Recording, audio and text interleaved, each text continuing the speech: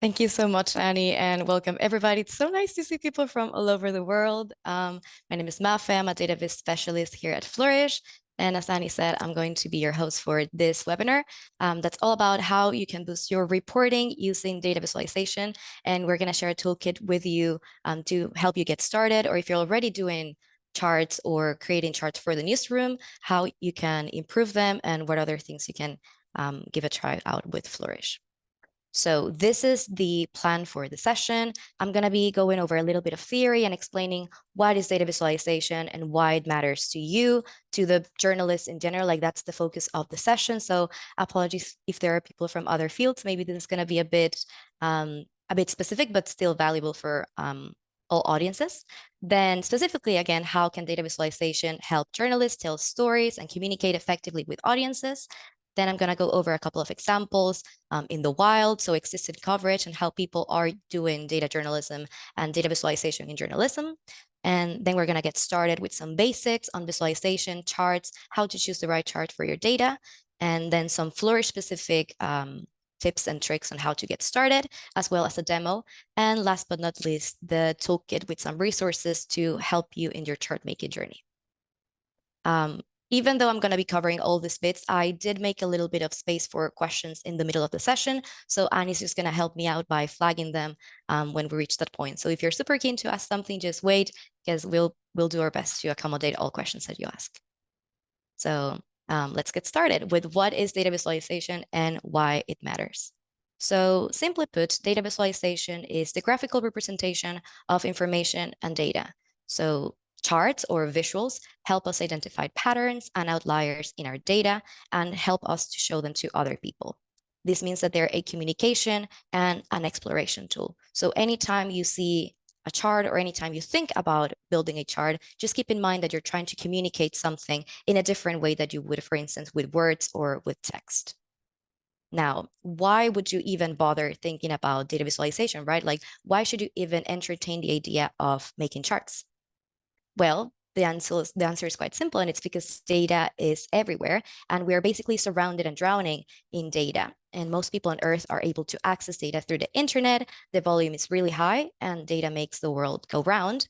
And just to bring that idea home, it's estimated that by 2025, there are going to be 175 zettabytes of data in the world. One zettabyte is 1 trillion gigabytes. That may give you an idea of how vast the volumes of data are, and it would take 1.8 billion years to download it all.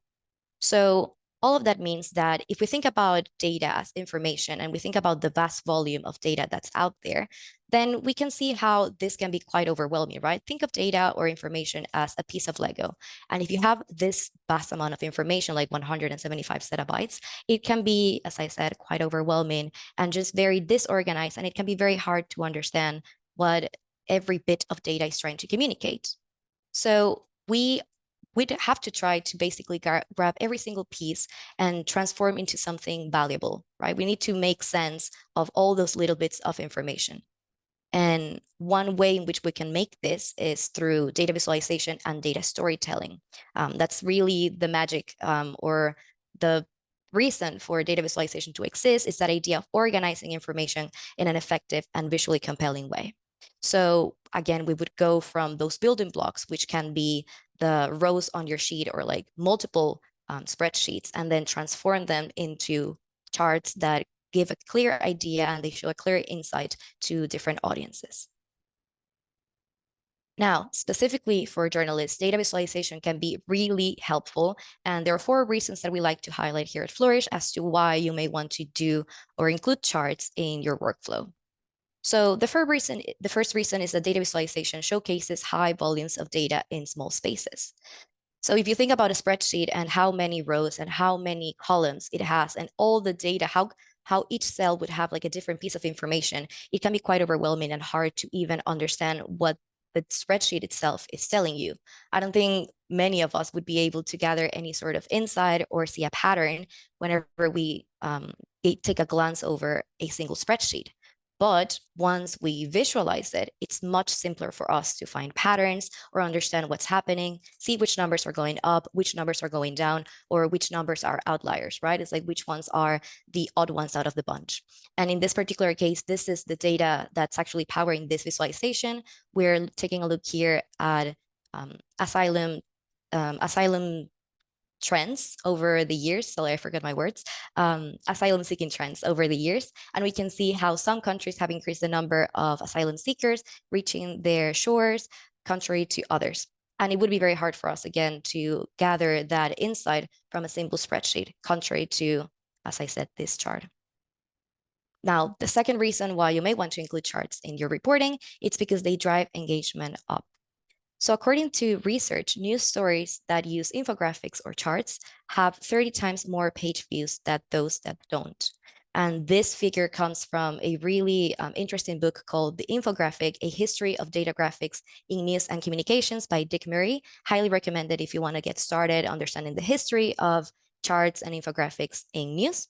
And I believe this particular figure is from 2018. So we can only imagine that now that number must be much higher, given, again, the evolution of, culture and visual economy in the past years and how much more dependent we are on visual input than maybe other types of input.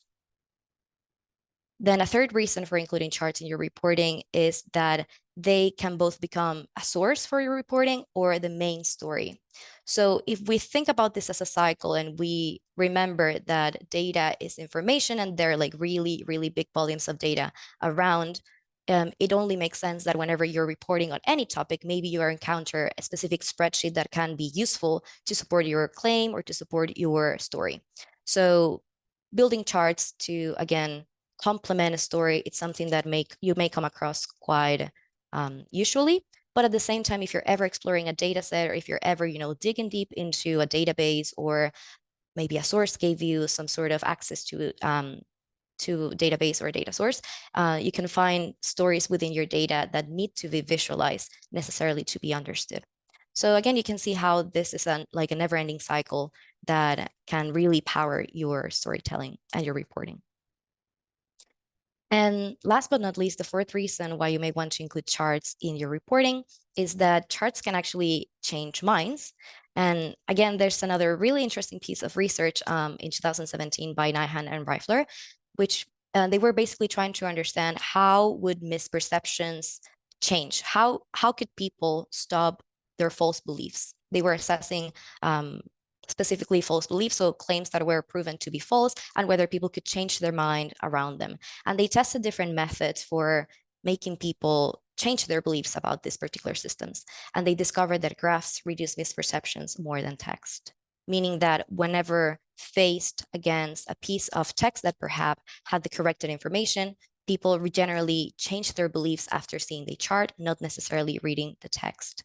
And again, I'm not going to stop over this because it's quite a long session and we have a lot to cover. But this chart is simply comparing how the control group, so the group that didn't get any corrected information, obviously didn't change in any way their beliefs. The people that were exposed to text with the correct information somewhat changed their beliefs on a particular statement. And then the people that were exposed to a graph with the corrected information changed their opinion the most. You can see that by the decrease of people believing, in this case, the false claim that global temperatures have decreased or stayed the same over time.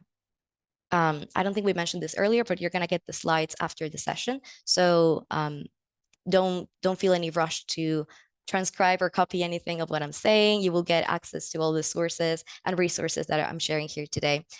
So you can sit down and relax.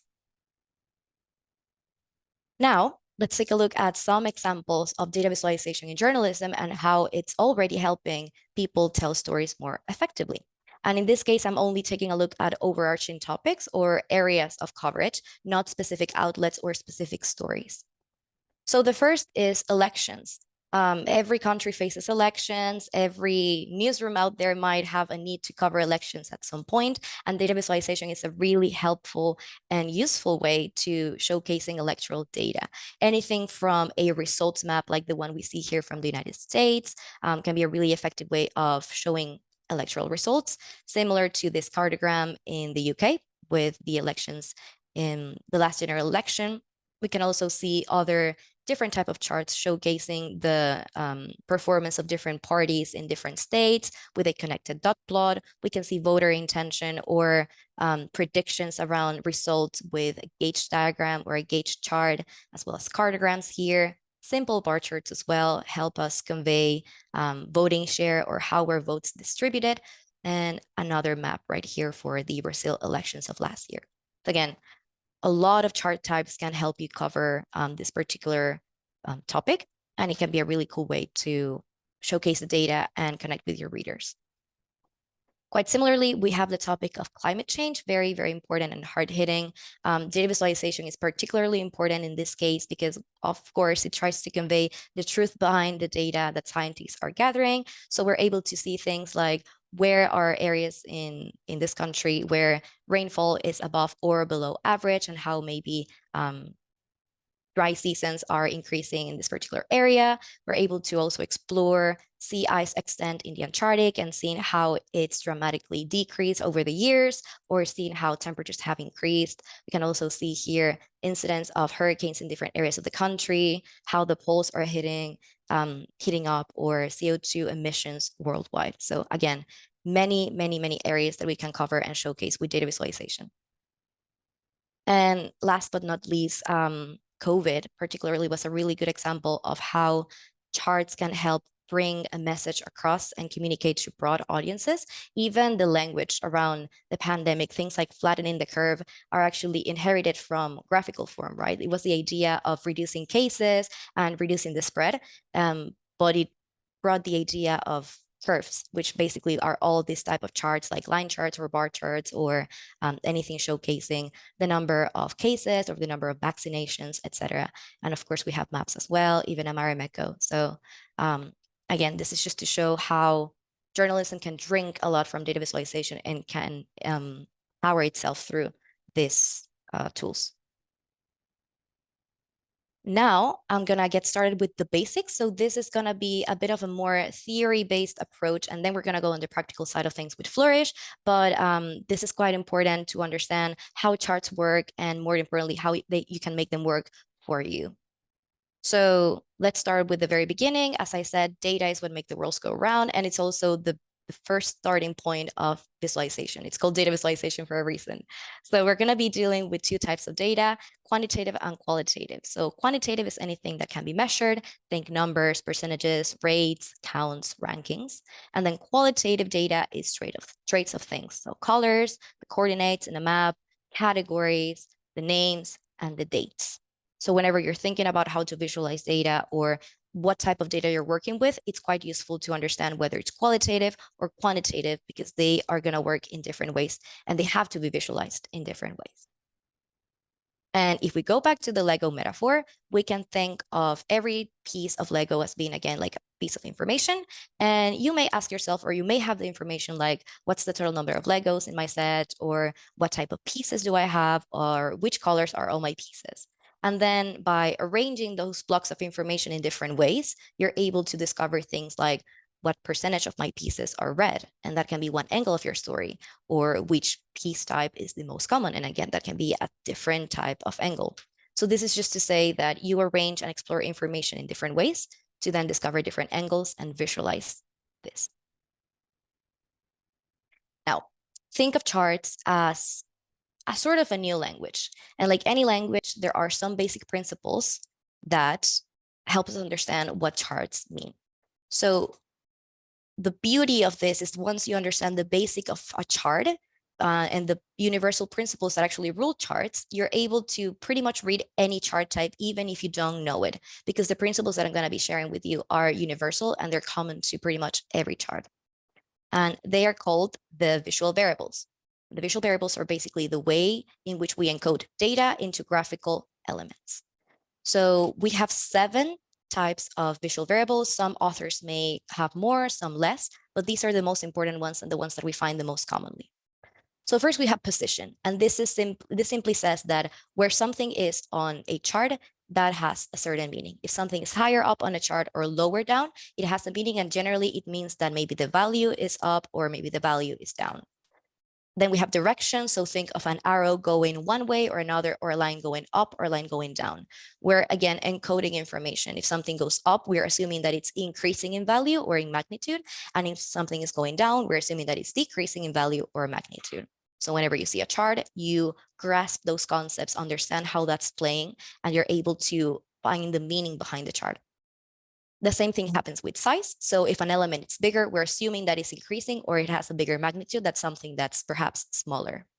And then we have other variables like shape that helps us categorizing. So if you have different categories or different variables in different shapes, we assume that they're in different groups. Hue can also help with this. So if you go back to the electoral map, knowing that some states are red or some states are blue, it's a way of encoding which party won.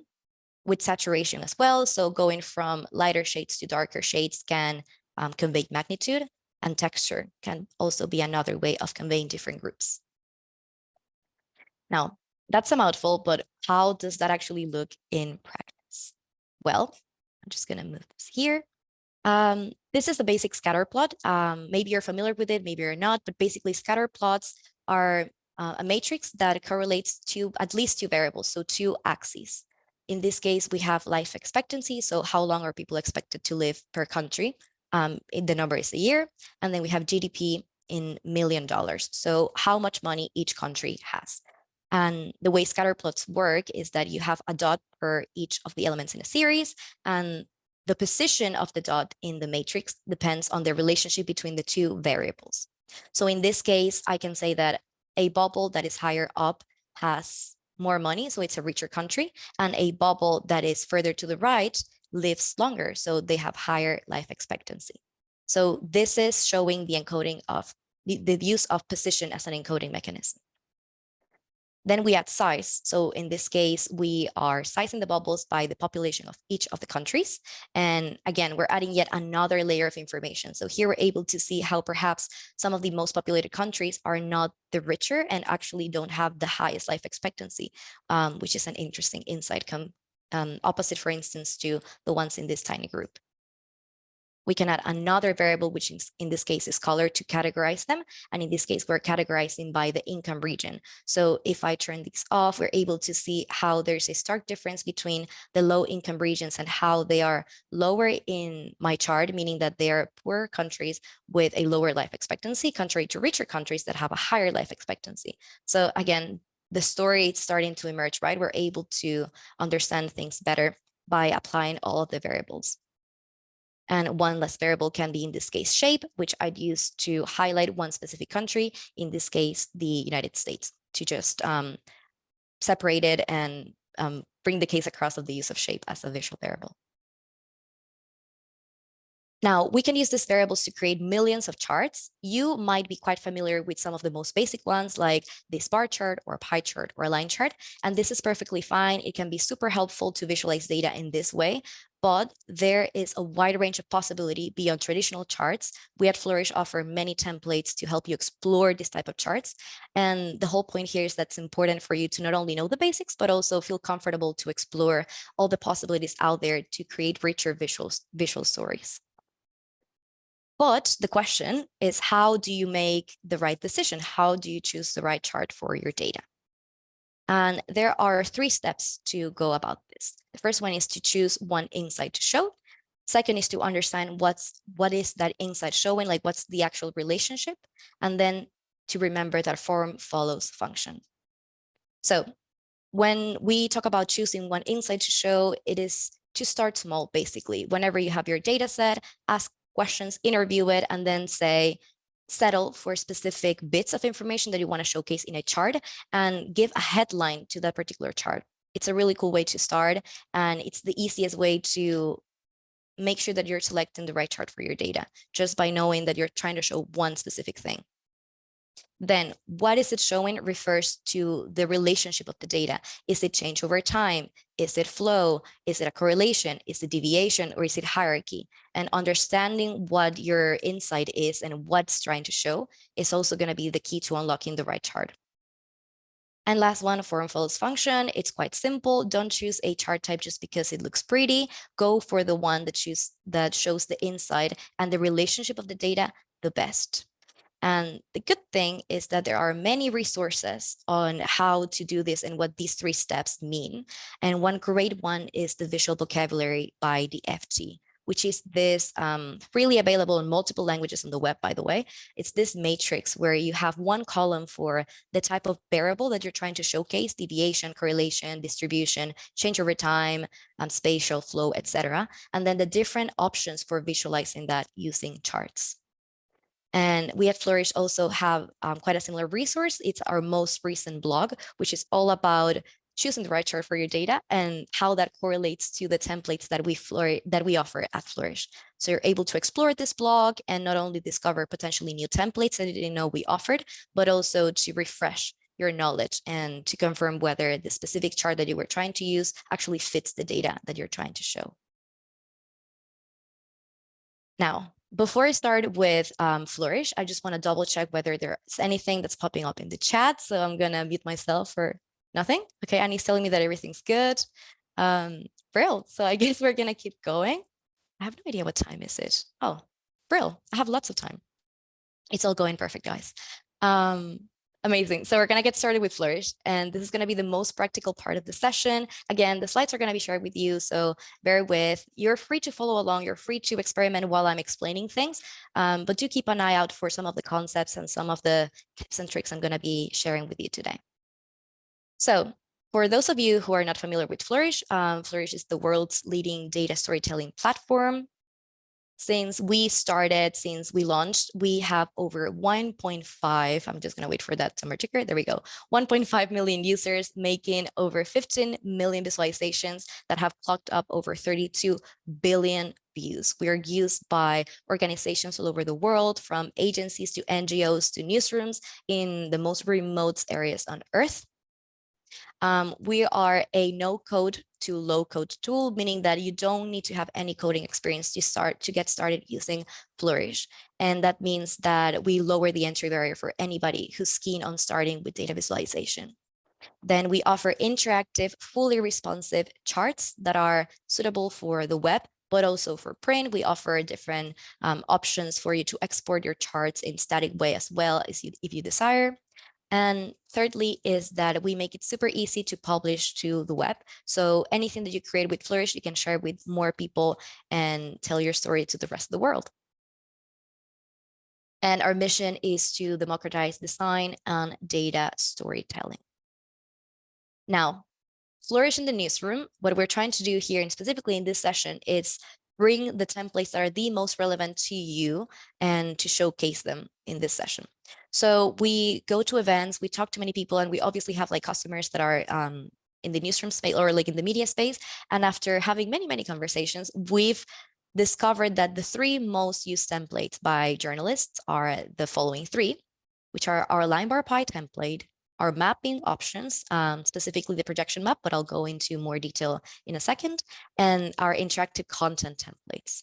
So our line bar pie template is basically the most important template in a way, because it conveys or it showcases the most basic charts, which are line chart, bar chart, and pie chart, which most of you will be familiar with. They're really good for showcasing magnitudes, change over time, part of whole, and more. This offers fully interactive charts, tooltips and pop-ups, filtering options, small multiple options or grid of charts, and rich animations, as you can see in this GIF. Then with our maps templates, which we have several of, you are able to bring your geographic data to life.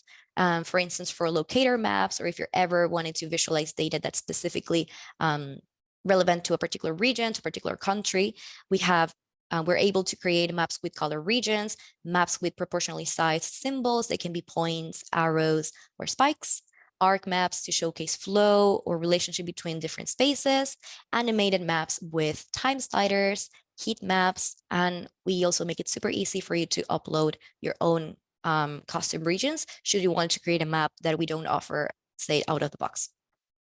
And last but not least, we offer many templates for interactive content, which means that you are able to build dynamic blocks of content for your story and for your websites with ease. We offer things like interactive cards, such as the one you can see in this GIF, This was made actually by one of our customers, Continentalists, showcasing different types of coffee from different countries. You also have image sliders, number tickers, countdowns, and interactive timelines. So many, many, many charts for you to boost up your reporting and improve your storytelling techniques. Now it's the moment of truth. We're going to make some charts. And I'm going to move over to my Flourish account. Can everybody see this? Just double checking. Okay, perfect. Amazing. So this is what your Flourish page would look like whenever you have your project. So actually, let me go to Flourish Studio. So this is what Flourish looks like in case you've never seen the app before. This is our website where we have lots of resources and a lot of information for you to get started with the tool and to learn more about what we do. But once you hit sign in, you're going to be redirected to your projects page, which is where all your charts and your projects live. And in this case, I'm just going to hit new visualization. And this is what we call the template chooser. So the template chooser, it's where all of our templates and starting points live. So whenever you want to create a new chart, and this is where the whole logic about which chart type to use comes into play. So you would come to this page and then you can scroll down and explore all the different charting options that we have. Some of our content based, like our photo slider, of course, our database, like the Parliament chart for elections, for instance, sports template, text annotator, and so on and so forth. Our mapping solutions here, scatter plot. And yeah, these are some of the templates that we offer. But once you know what you're trying to show, you would go here, you would click on a chart, and you would get started charting. So for this particular demo, we're going to take a look at the data first. I'm going to be working with CO2 emissions per region per year. And this is data from our World Data. And we have records since the 1750 up until 2021, if I'm not mistaken. And you can see here that this is how our data is formatted: one column for continent, one column for year, and one column for my records. So I'm just going to grab all of my data, copy that, and I mean, obviously, I already know what I'm trying to show, but I'm just going to walk you through the rationale. I basically have years, I have entities, so regions, and I have a value. And I want to visualize the evolution of emissions per region per year. And I already know by lots of reading, studying, and experience that a line chart is a really cool way of doing this. So let's create or select the line chart starting point. And as per all of our Flourish templates, our starting points are pre-populated with data that are all pre-populated with data that can make it easier for you to understand how you need to format your data for each particular starting point. So what I need to do now is I need to clear my sheet and bring my data. And actually, I need to bring this data. Sorry, this is the data set that I actually need to bring in, not the other one. Apologies for that.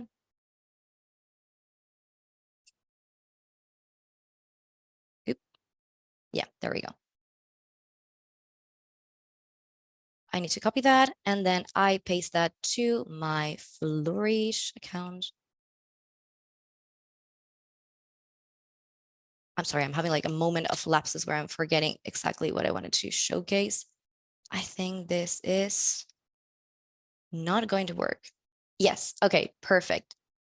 I messed up here with the demo, but this is a really good opportunity to actually showcase what was my mistake and what I tried to do wrong.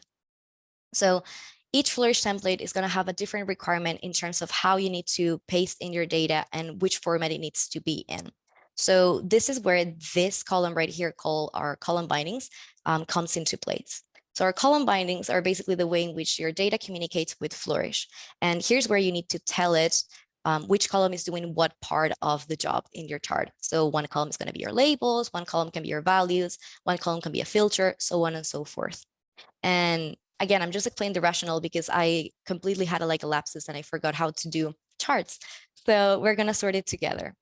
This is not going to work because this is not the format that my data needs to be in. Flourish is clearly telling me that I need to have one specific column for my labels or my data over time, then one for my values. And if I wanted to do a split grid or small multiples, I needed a separate one for that. And we can see how this is not going to do the job at all, and how this chart actually, it's not helpful at all. It's plotting something entirely different to what I want to showcase. But that's no problem. I just need to clear my sheet, go back to my data, and select the right data set, which was the one that I envisioned all along. So I just copy all the data, paste it here. There we go. So now we do have something resembling what I'm trying to build. And my labels is going to be, oh no, I think I know what I messed up. Oh, no. It's all good.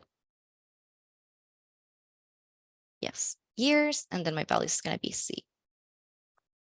And is this going to be the right chart type? Grid of charts. You can see how this is what we go through whenever we are actually charting. So this is quite a normal process to go through. Like sometimes, even if you know the tool inside out, you forget how to do things and you need to troubleshoot on the spot. But we got there in the end. This is roughly what I wanted to build. And I'm going to explain what I did in just a second. So basically, what I did over here was I grabbed all my data and I bound every single one of the columns to one of the functionalities within the tool. So my labels / data over time is my B column because it's the years. Then I had my values in column C, which is my annual emissions per capita per continent. And then I created a grid of charts, which is going to split or create a mini chart for each of the regions of the world that I have in my data set. And then here on the charting options, I go to grid of charts and I'm able to select multiple options as to how I want this to be rendered. But in this case, I'm just going to select 3 columns to showcase 3 rows, or rather 3 facets per row. And here we can see that I have one small multiple for Africa, one for Asia, one for Europe, North America, Oceania, and South America. Now, within this view, there are several things that I can do. I can even go to my chart type and I can change this to become an area chart on stack, and it's going to fill that area between the line and the bottom of my chart. It's the same chart type as a line chart, but it just has like a little bit of that visual element. I'm able to do things like, for instance, edit my axis. So my axis in this case is the years, and I can see how these years are not necessarily correct because I know that my data starts in 1750. So I'm able to do things like adding a minimum and a maximum axis. There we go. I can even go all the way and fix my ticks and labels. Currently they're in an angle and I don't quite like that. So I can just make them to 0 so they look like this. I can even go here to custom and do one nifty little trick, which is to show just the first and the last value on my data. Oop. They need to be in capitals. And that should give me just the first and the last value in my data. And this already looks much cleaner than before. Then I can go to labels and turn my labels off because this is quite repetitive if I see it everywhere. And again, you're just able to edit your chart and customize it as much as you want. And you're able to do many things like, for instance, adding annotations. If I wanted to, I can add one on the x-axis, for instance, to say start of the 20th century. And I can make that to be in the year. There we go. For instance, if you wanted to highlight a specific area or a specific point in your chart, if that was useful, you can also highlight like other events or something in particular that you wanted to showcase. And what else can I show you over here? You are also able to color. In this case, I would have to color by, oh, I'm not able to do this with this version of the chart. I can show it to you with a different one. You're able to add your header as well. So this would be CO2 emissions per continent,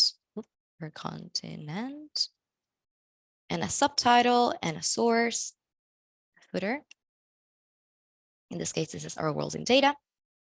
just to give it that little bit of a flavor. And obviously, super important to always mention your sources whenever you're making or building charts.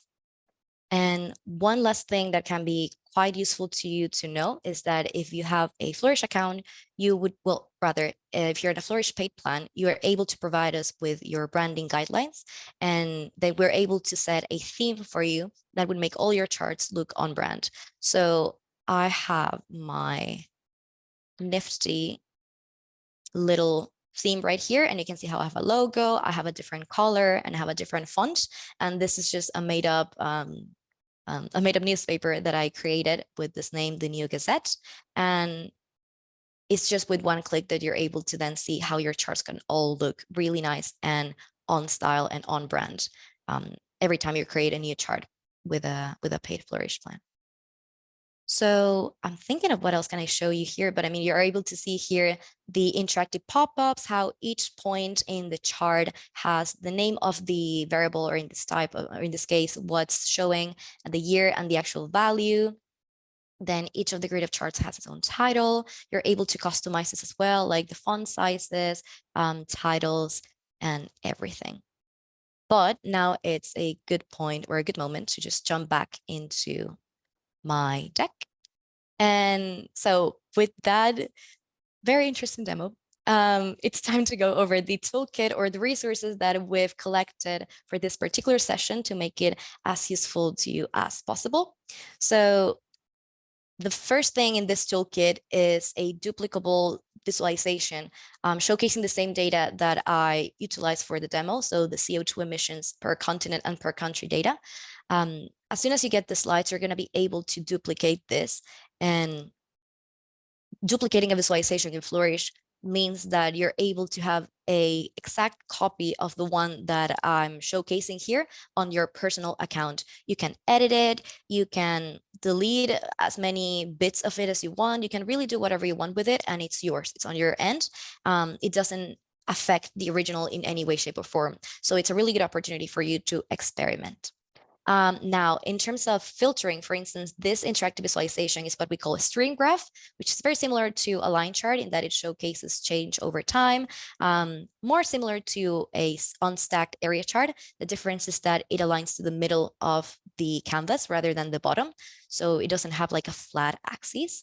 And one filtering option that we have at Flourish, actually, it's through the legend. So you're able to, for instance, click or rather unclick on multiple elements of your chart and make them disappear if you wanted to highlight a specific one, or make this editable or interactive for your audience.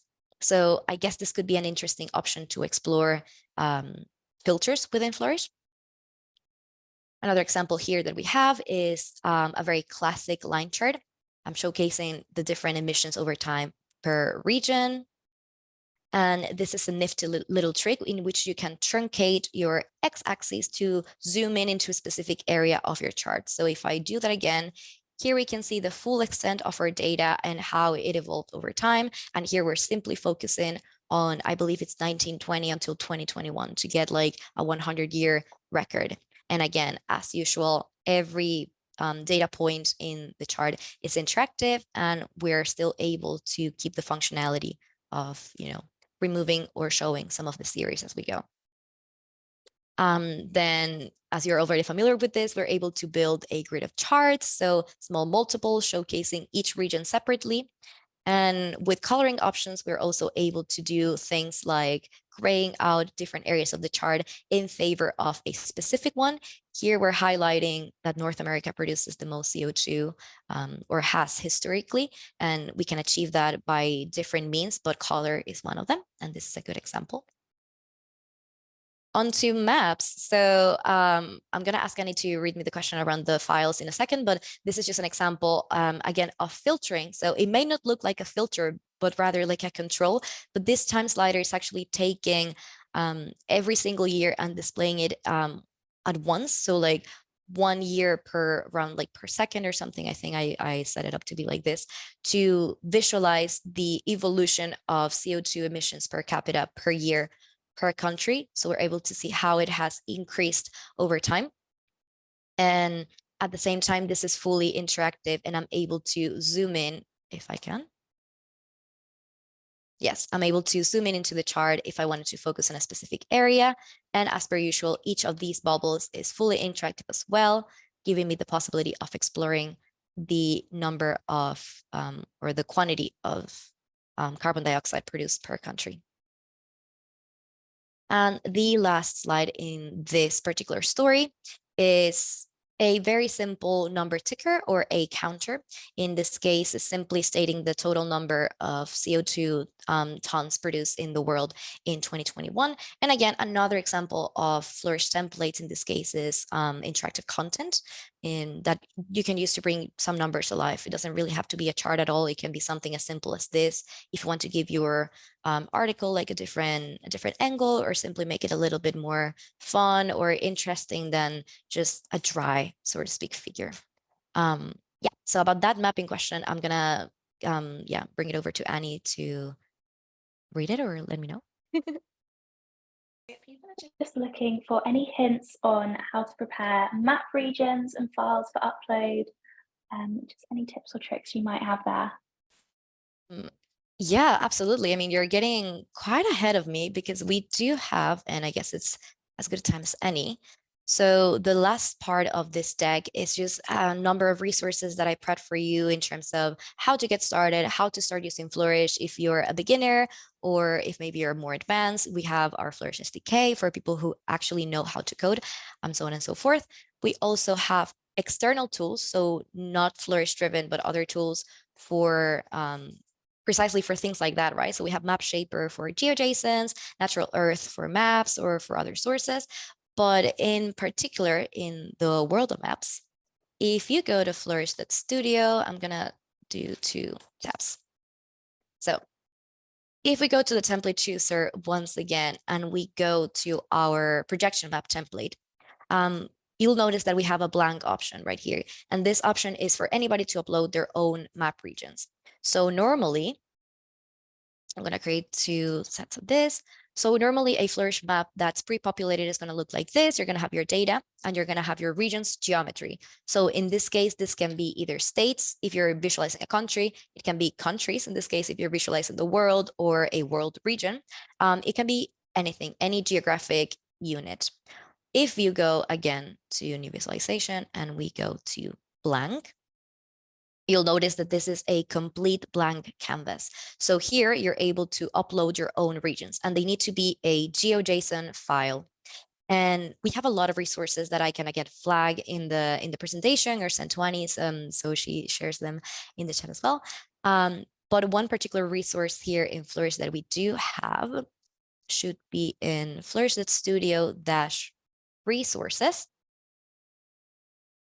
And if I go to datasets, not only do we have sample data sets for you to experiment and explore whenever creating charts, but we also have this very handy Flourish projection map that as well is a repository for different map templates, not templates, sorry, GeoJSON files. So if I click, for instance, on England or the United Kingdom, rather, I have local government area. So that is the unit that I am able to download, or local postcode, London postcode districts, world map in the UK, postal sector boundaries. So we can do an example here, and I'm going to do London postcode districts.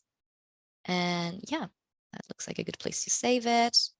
And perhaps if I go here, I need to go and upload my data. Here, London postcode districts. And if all goes well, there we go. We have a geometry, which is the shape, in this case, the London postcode area. In this case, we have the district and the map code. So it's just the meta information that's encoded within that file. And this can look in many different ways, depending on the source of your file or how much treatment you gave it, if you have other columns, etc. But in this case, I just need to bind column A, which is my geometry, and the IDs to match. And I'm going to make it B. And in order for this to show anything, I need to give it a value here. So I'm just going to go for A and A. Now, if everything went well here and I go to auto, there we go. I got my London postcode districts. So you can see how this is super powerful and super useful if you have different GeoJSON files or different geographical files for that matter that you can convert to GeoJSON. You can visualize them here using Flourish. And yeah, you don't have to be constricted by the options that we offer. You're really able to do pretty much anything that you want. And I'm just quite aware of time. So I'm just going to go jump back into the presentation to go over these resources very quickly. So as I said, you're going to be left with this duplicable visualization for you to explore, to see the different features of Flourish line bar pie, our mapping solutions, and interactive content, as well as just like the data set in case you wanted to explore that on your own time and create different visualizations as well. Then the more general resources, how to create a visualization, how to create a story, which is just multiple visualizations combined together, choosing the right chart, sources to get you started if you're ever dry on ideas for specific data to visualize, external tools, so sources for data as well, sources for maps, different chart types, how to create good color palettes, how to edit your GeoJSONs. We also have plenty of resources on our help center on how to do all of that. And yeah, I mean, nothing left to say from me. Now it's your turn to get started, to explore the tool. And I guess for the fourth time, I'll open it up for questions in case anybody else wants to ask anything. Okay, let's see. And just told me that there are some questions around embedding. I can't see any particular one, so I can just, oops, sorry, I can just go over those very quickly with one of the examples right here. So once you're done with your visualization, like once that's ready, I'm just gonna title this, give it an A, creative charts. And as soon as you're done with your Flourish visualization, like this is not visible for pretty much anybody except yourself because this is living in your account. So in order to make it, I guess, searchable or share it with the world, you need to export it or publish it. And you need to hit this button and then you publish to share and embed. So the first thing that it's going to ask you is whether you want to have it password protected so only people with the password can see it, or whether you want to allow anybody to duplicate this project and this data. By default, Flourish charts are private, meaning that even though you can publish the chart, the data is still private to you. But if you are keen to have other people explore that data as well, you simply need to tick this and you publish. And you know your chart's ready once you know that this button is green.